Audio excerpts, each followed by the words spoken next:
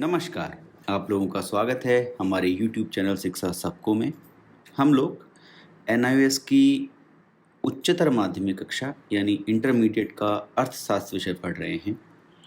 इस विषय के अंतर्गत हम लोग मॉड्यूल 9 पर हैं जिसका कि शीर्षक है राष्ट्रीय आय लेखा, और हम अध्याय 24 पढ़ रहे हैं जिसका कि शीर्षक है राष्ट्रीय आय और संबंधित समग्र। तो शुरू करने से पहले देख लेते हैं कि पिछले वीडियो में हमने क्या देखा था।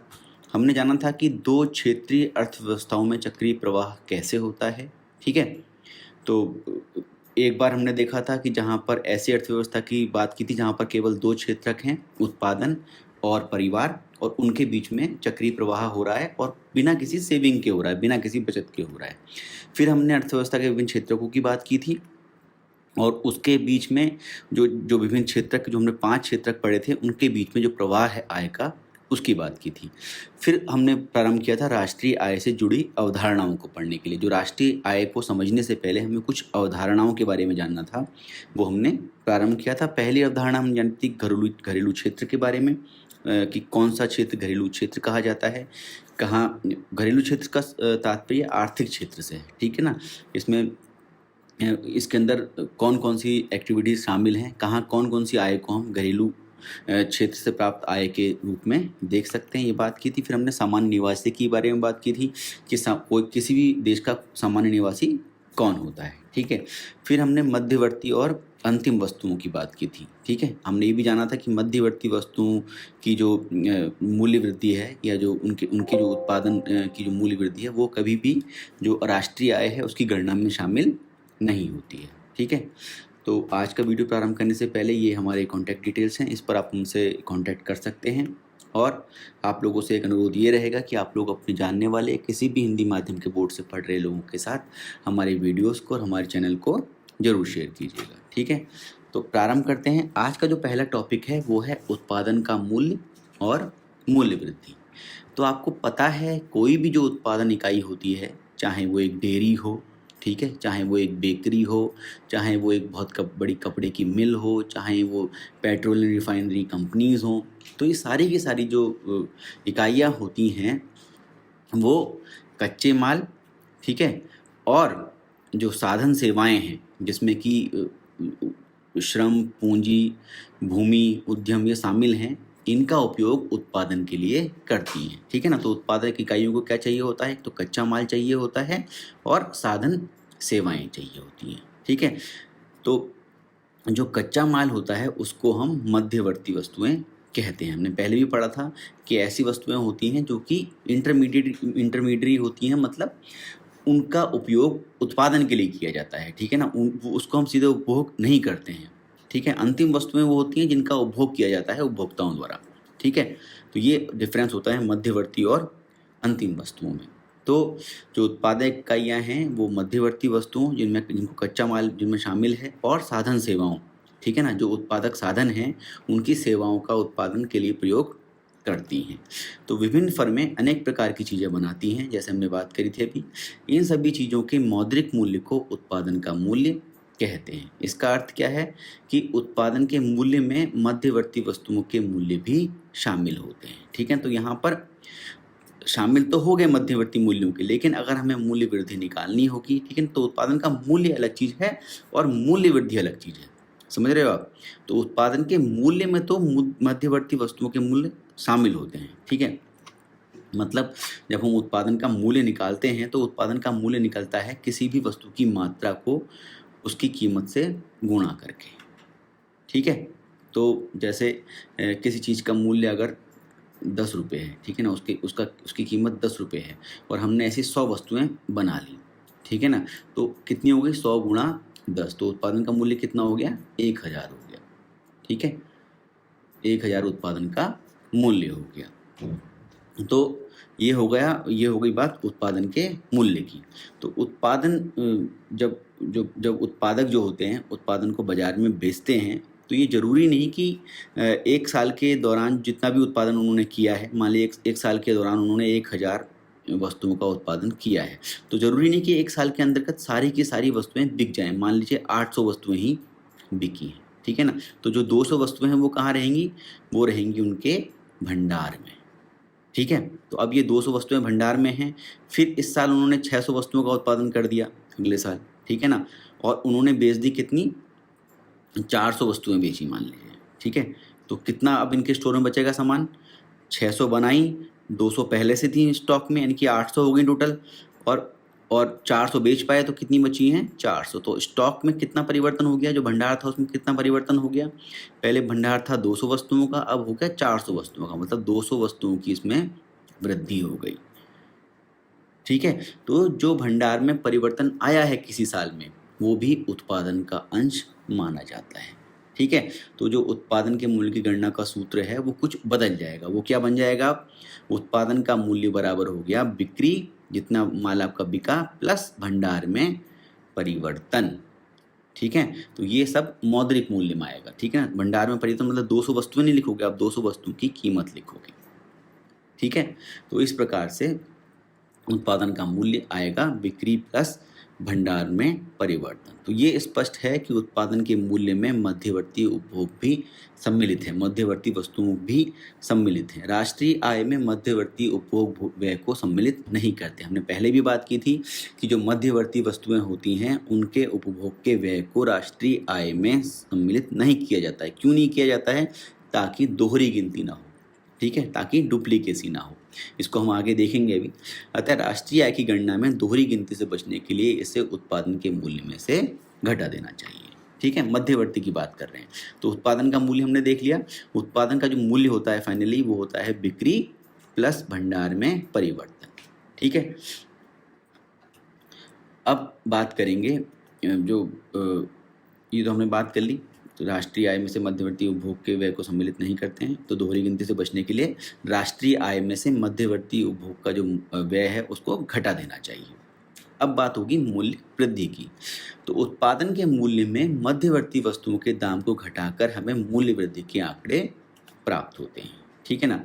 तो ये जब हम अगर उत्पादन का जो मूल्य हमने निकाला है बिक्री प्लस जो वो भंडार में परिवर्तन निकाला, उसमें से अगर हम मध्यवर्ती वस्तुओं के दाम को घटा देंगे तब हमें मूल्य वृद्धि के आंकड़े प्राप्त हो जाएंगे। तो मूल्य वृद्धि जो होती है वो उत्पादक से संबंधित होती है, ठीक है ना। कैसे होती है वो सभी देखते हैं।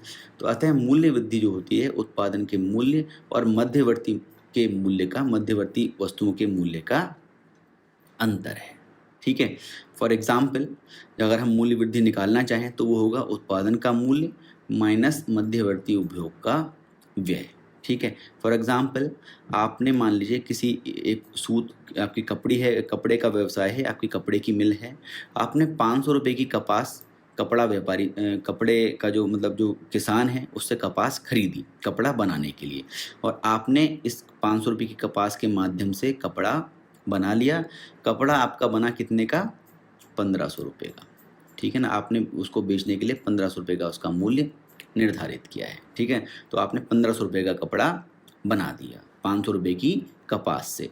तो यहाँ ये जो कपास है ये क्या है, ये कच्चा माल है, यानी कि मध्यवर्ती वस्तु है, ठीक है। क्या है, मध्यवर्ती वस्तु है। तो इस फैक्ट्री ने या इस फर्म ने कितने रुपए की, 500 रुपये की मध्यवर्ती उपभोग व्यय की है, ठीक है। तो अगर हमें मूल्य वृद्धि निकालनी होगी इस मिल की, ये जो मिल है जिसने ये कपड़ा बनाया है, इस मिल की अगर हम मध्य मूल्य वृद्धि निकालें, कितनी मूल्य वृद्धि इस मिल ने की है, तो हमको वो निकल के आएगी, उत्पादन का मूल्य कितना है 1500 रुपये माइनस 500 रुपये, ठीक है, यानी कि 1000 रुपये की मूल्य वृद्धि इसने की है।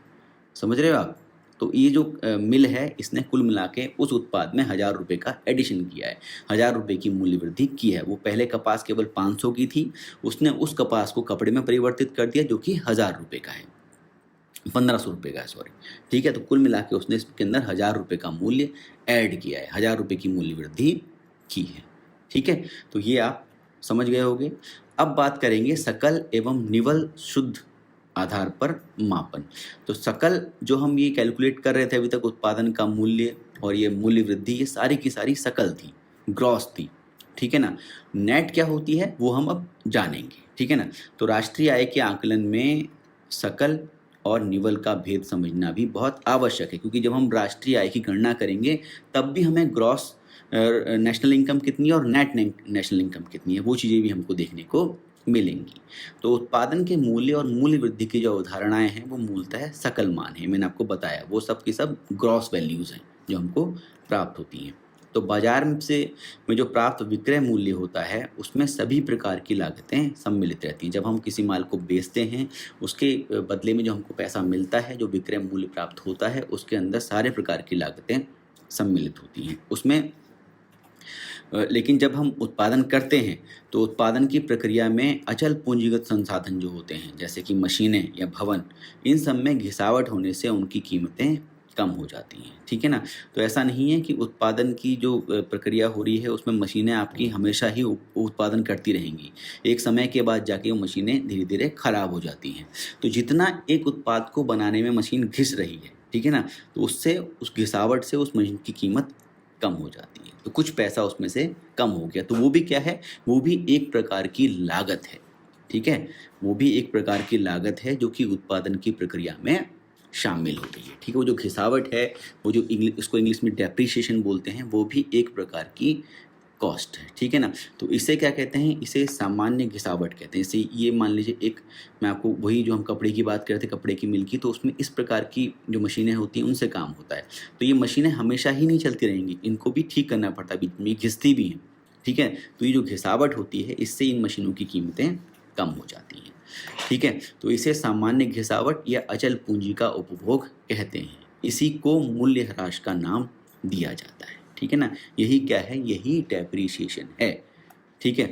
प्रत्येक उत्पादक को मूल्यह्रास का प्रावधान रखना पड़ता है। बाजार दामों पर आकलित उत्पादन का मूल्य वस्तुतः सकल उत्पादन मूल्य होता है, ठीक है? जब हम बाजार दामों पर किसी भी उत्पादन का मूल्य निकालते हैं तो वो एक सकल यानी कि ग्रॉस प्रोडक्शन वैल्यू है, ठीक है?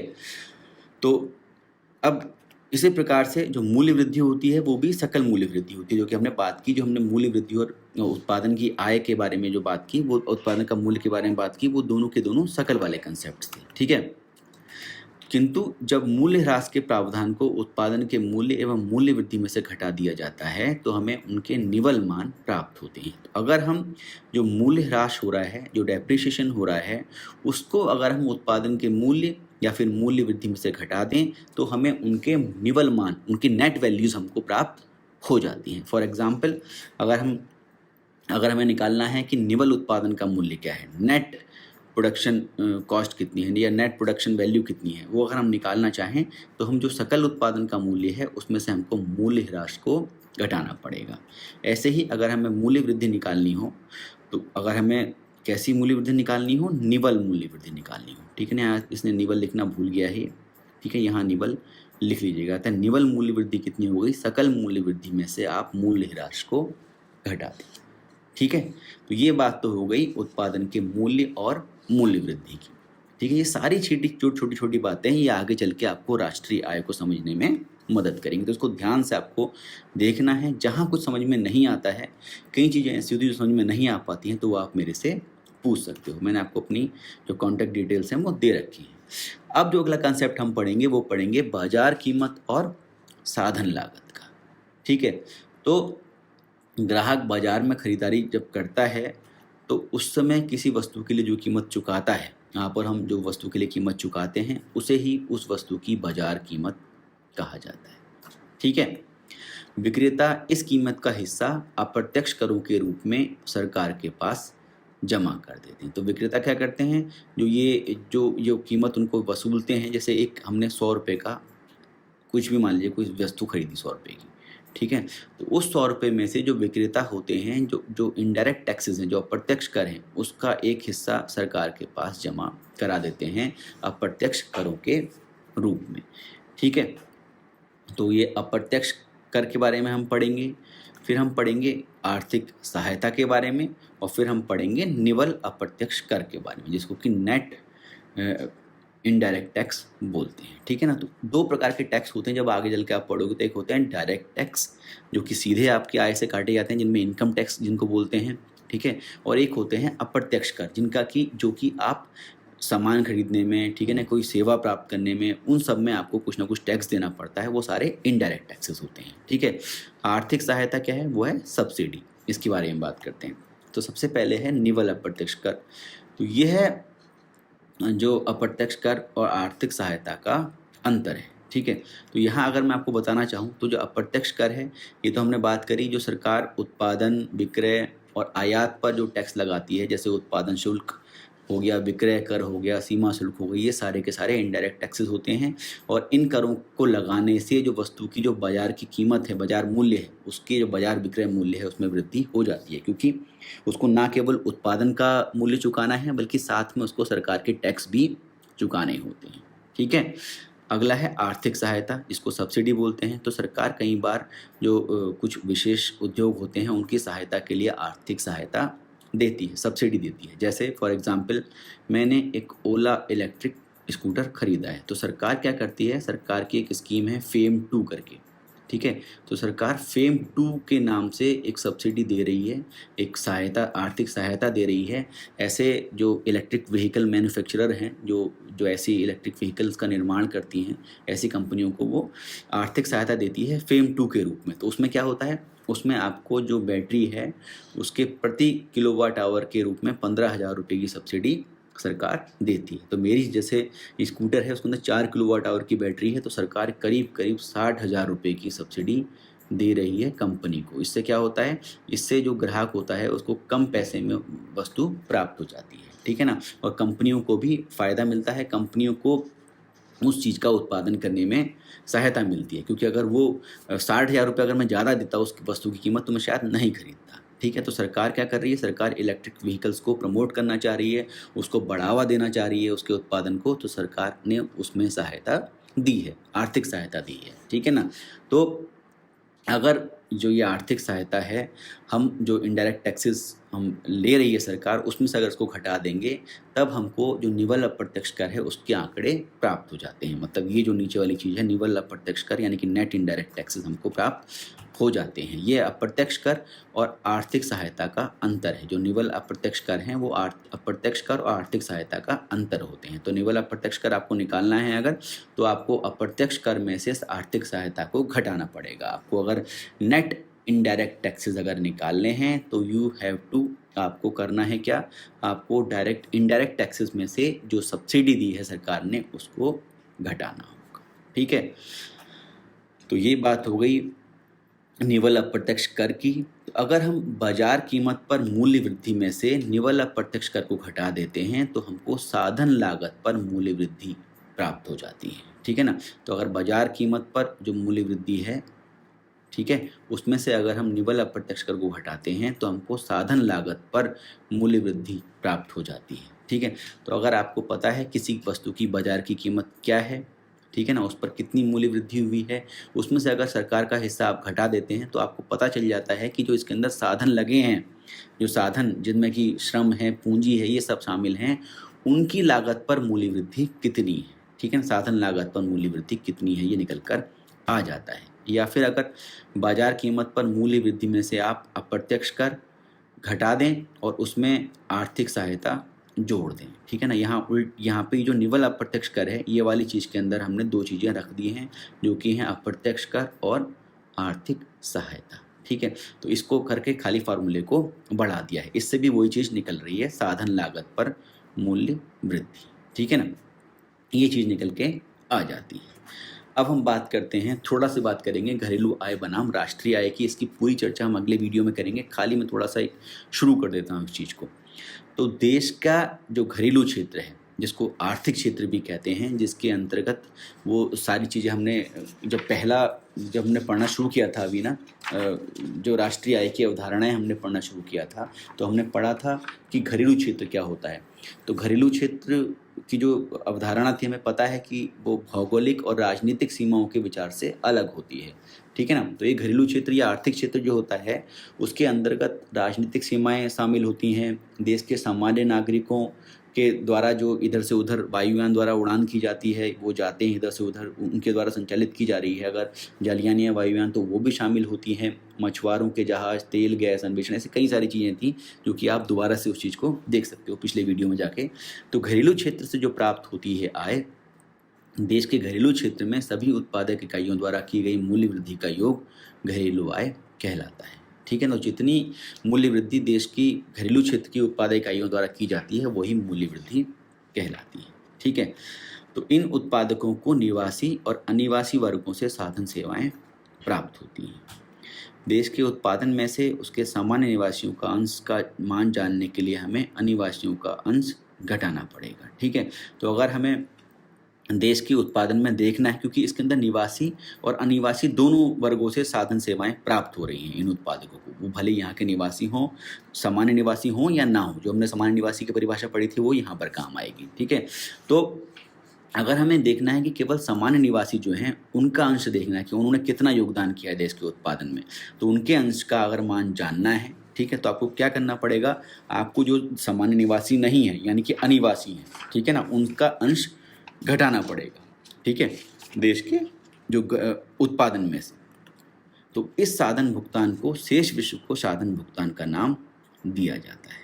ठीक है, तो जितना साधन भुगतान हम शेष विश्व को के साधनों को करते हैं, ठीक है ना, उस क्योंकि हमको पता है, आपको पता है कि अनिवासी वर्गों से भी साधन सेवाएं प्राप्त हुई हैं, तो उन साधन सेवाओं के अगेंस्ट आपको कुछ ना कुछ पैसा देना पड़ेगा। तो ये जो आप पैसा दोगे यह क्या होगा, साधन भुगतान होगा।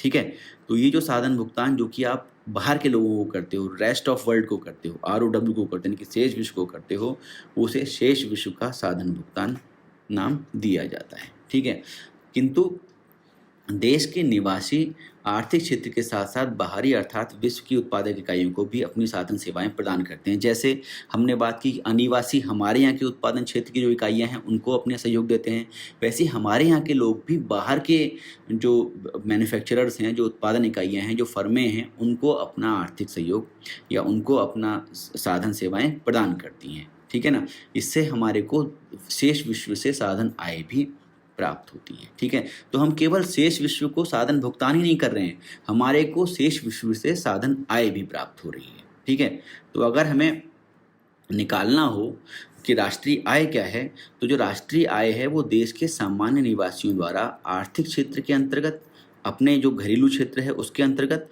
और साथ में शेष विश्व से अर्जित साधन आयों का योग है।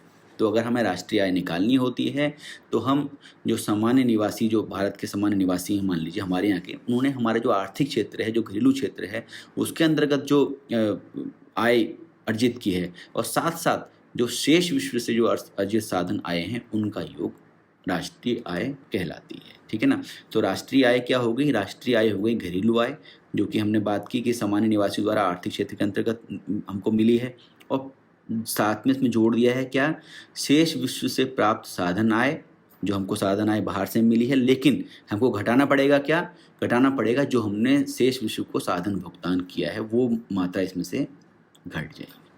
ठीक है, तो इस प्रकार से राष्ट्रीय आय निकल कर आ जाएगी। ठीक है ना, तो अगर हमें शेष विश्व से प्राप्त निवल आय निकालनी हो, नेट इनकम निकालनी हो, ये तो निकल गई सकल आय।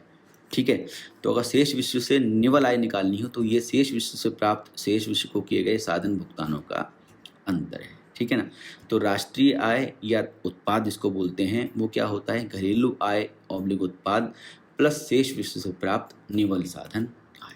ठीक है, तो आज के लिए इतना ही, छोटा सा हमने कंसेप्ट नेशनल इनकम का शुरू कर दिया है।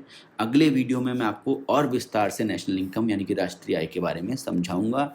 ये बहुत महत्वपूर्ण है, इसलिए इसमें ज़्यादा टाइम लग रहा है। ये चैप्टर आपको बहुत सही से पढ़ना है, तभी आप ये जो पूरा मॉड्यूल है इसको समझ पाओगे। ठीक है, जो मॉड्यूल 9 है ये तभी आपके समझ में आएगा जब आप पहला चैप्टर अच्छे से वाला पढ़ लोगे। ठीक है, तो ये हमारे कॉन्टैक्ट डिटेल्स हैं, आप देख सकते हो। साथ साथ अगर कोई परेशानी आपको आती है, कुछ पूछना हो तो आप हमसे कांटेक्ट कर सकते हो। और साथ में आप लोगों से अनुरोध है कि आप लोग अपने जानने वाले ऐसे लोग जो किसी भी हिंदी माध्यम के बोर्ड से पढ़ रहे हों, उनके साथ हमारे वीडियोस को और चैनल को जरूर शेयर कीजिएगा। धन्यवाद, थैंक यू।